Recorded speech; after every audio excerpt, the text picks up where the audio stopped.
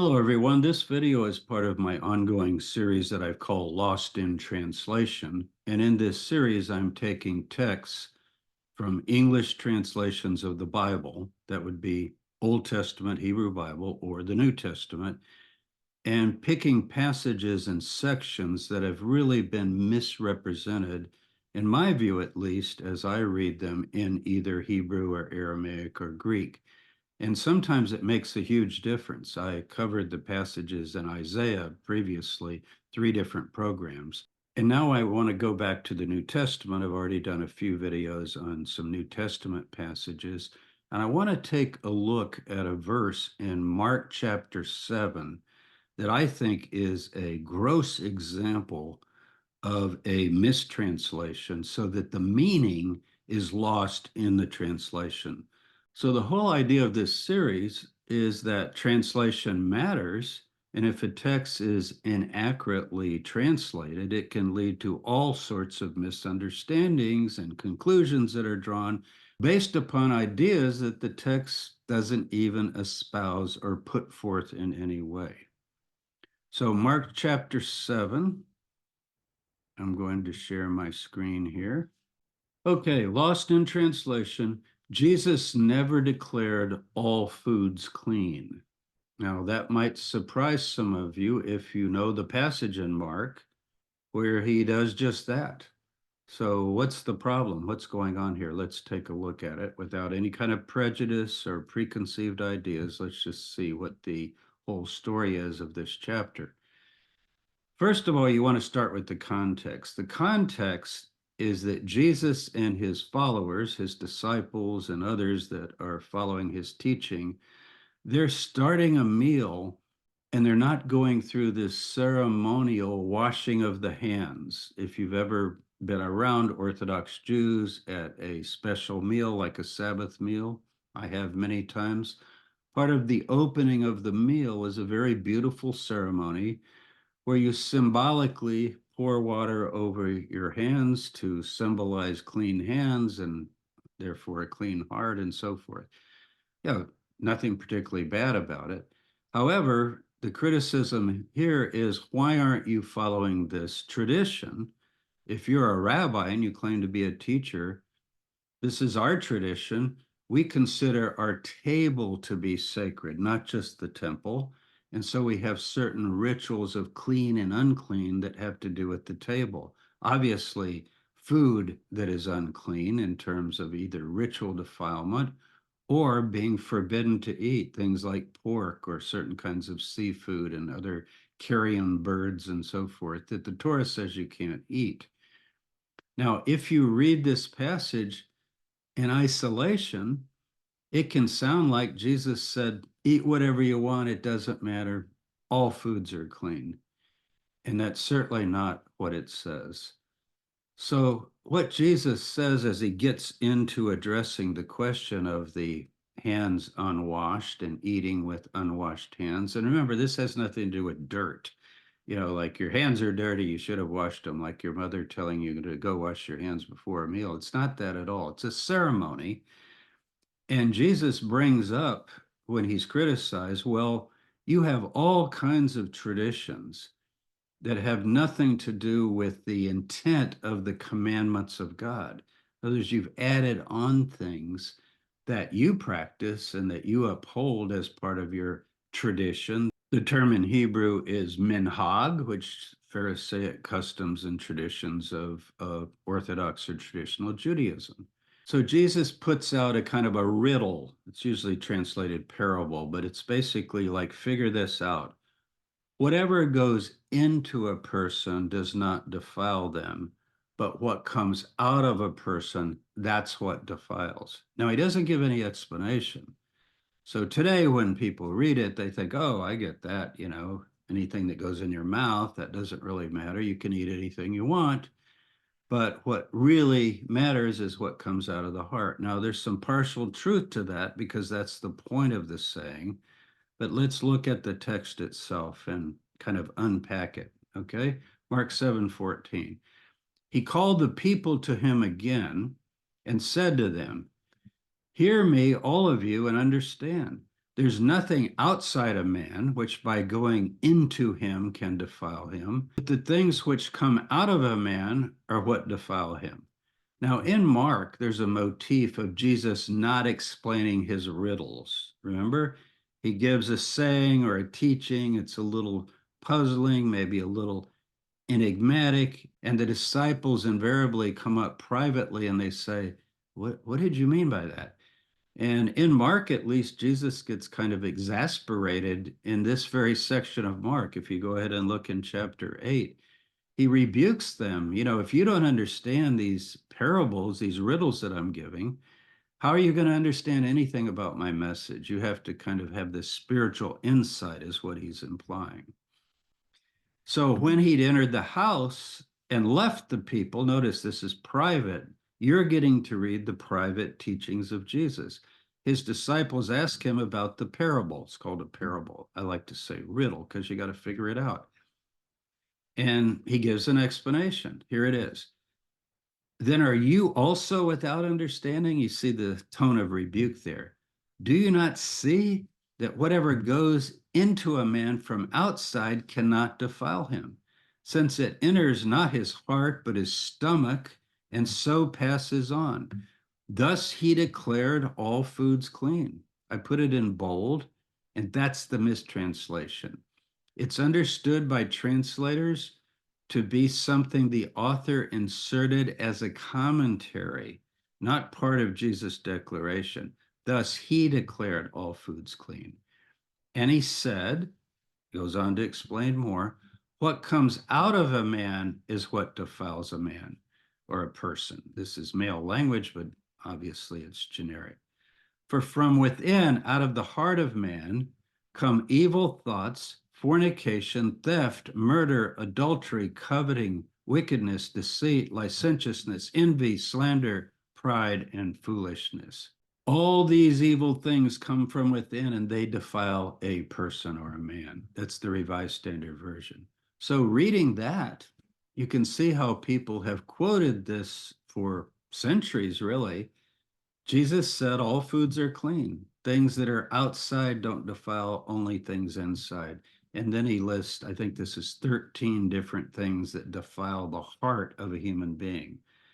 This is a nice little set of ethics in terms of the ethics of Jesus. Verse 21 have these 13 things that are listed and designated as most defiling, and some of them might surprise you. I don't think any of us would be surprised to see theft, murder, and adultery. But then you get into matters of the heart. Coveting is basically selfishness, deceit, licentiousness, envy, slander, pride, foolishness. It goes pretty deep in terms of the character of a human being. If you described any person as characterized by these things, it would be a pretty sad human being, I think, in terms of their moral compass, as we say today, or their moral condition. Now, the King James gives us a clue as to how this translation went astray. It's pretty literal. It's a little bit out of date because when it says meat, doesn't mean flesh. It's a general word in the King James, like eating your meat means eating your food, your meal, whether there's flesh or actual meat as we say it in English today. But it does have the phrase, thereby purging all meats, meaning this process of entering the stomach and passing on. And in the King James, it even says into the draught, which is a word for the toilet. So the King James actually is pretty good, except when you say meat, purging all meats, you could read it as, oh, Jesus is saying you don't have to follow any of the Jewish dietary laws about clean and unclean foods, and particularly different kinds of animals that you can eat and not eat. American Standard Version, that was 1901. Notice, this he said. Now, they do put it in italics so that you know that's added by the translators. But by adding this phrase, it disconnects it from the previous sentence, which actually talks about that it goes forth or passes on into the drain or the drought or the toilet. Instead, it becomes just a separate idea. Question mark, end of sentence here, and then a declaration, supposedly by the author. And the parentheses are obviously added because thus he declared is added as well. New American Standard, I just picked a few here. Thereby, instead of saying thus he declared, same idea. Oh, what did that mean? Thereby he declared all foods clean. So that's even worse. This he said, or thus he said, but thereby making it really strong that this saying frees you to eat anything, just in terms of context, that there's no discussion here of what kind of animals or flesh you can eat as an observant Jew or as an Israelite. So keep the context in mind, and let's look at a literal translation. Jesus says essentially that if something comes in from outside, it doesn't defile. Why? Because it does not enter into the heart, but into the stomach. That's actually the word colon in Greek, and then goes out into the latrine. And this goes with this phrase, katharizon, whether you read Greek or not, the kathars, catharsis. We get a lot of words from that, the idea of cleansing or purifying. He's in effect making a kind of a toilet joke here. He's saying, so what you're worried about, because remember, he's saying it's not a commandment of God to wash your hands ritually before a meal. What you're worried about, essentially, if it exists, I'm paraphrasing here, it's taken care of by the body. You want to know about it? Go look in your toilet, because that cleanses all foods. That's the whole process of elimination. And this is the word food, not just meat. So it's not even discussing meat. It's discussing eating a meal, whether it had meat or not. So you see the idea. And then he says, what does defile? Something that comes out of the heart. So what is this ritual defilement, clean and unclean, and why is it so confusing? Okay, ritual defilement, primarily in the Hebrew Bible, has to do with going up to the temple. It's not a sin, it's not dirt, it's not filth, it's nothing like that. It usually has to do with blood, sex, and death. So it's normal life of mortal human beings. We all bleed, we have sex, we're born, we die. So if someone touches a dead body, someone has had sexual intercourse, a woman has her period, a man has a seminal emission, these things defile ritually in terms of going up to the temple. There are other things as well, but these are the main ones. That absolutely has nothing to do with meat of various species of animals being declared unclean to the Israelites. And different criteria are given. So if it's a land animal, it needs to chew a cud and have a split hoof. And if it has one or the other or neither, then you can't eat it. And that's why pigs are not acceptable, because they don't chew the cud. Their stomach and intestines are very short, and the food goes in and right back out. And so even if an animal has a split hoof, but it doesn't chew a cud, it wouldn't qualify. Fins and scales for fish. Most of the bottom feeders that eat the refuse of the ocean, often shellfish and so forth, they don't have fins or scales.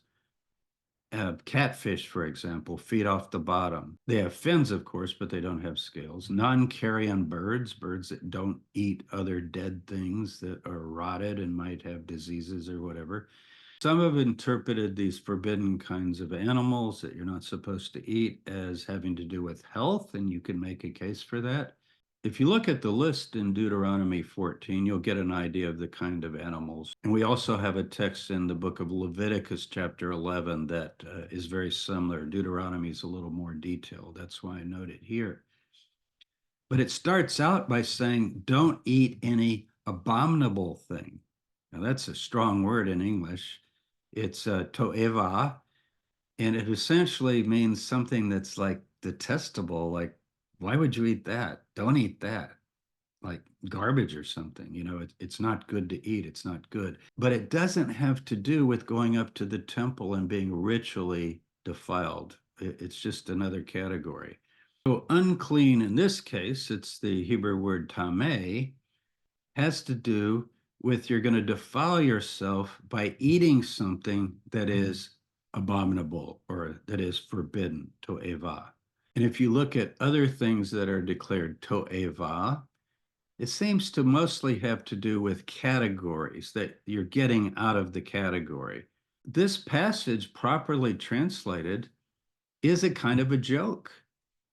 Jesus is saying, you're so worried about this defilement that essentially doesn't even exist. It's just a tradition that your elders have developed. And you know what you're worried about? Every time you go to the toilet, it's taken care of. But here's what you should worry about. And then he gives his 13 traits. Now, let me add one thing at the end. Remember, Matthew follows Mark. We think Mark is our earliest gospel. I'm certainly convinced of that.